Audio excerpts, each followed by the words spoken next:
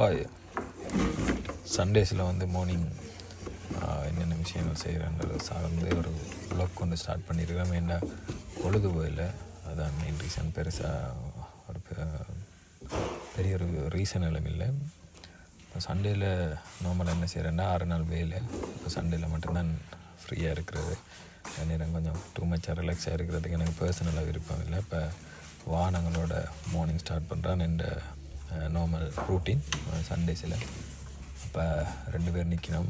ஒரு ஆள் land cruiser ப்ராடோ, மற்றவர் BMW கன்வெர்ட்டபிள். லேண்ட் குரூசர் புதுசு, மற்றவர் சும்மா பழசு.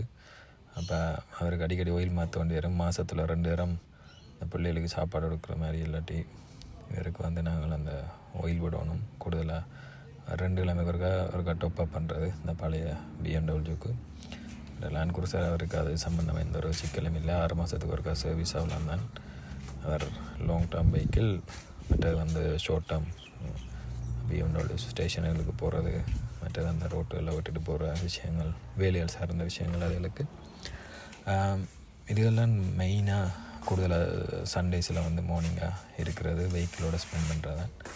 ஜென்ரலாக ப்ராக்டிஸுகள், டூர்னமெண்ட்டுகள் இல்லை டேஸில் இதுதான் என்ற ரூட்டீன்.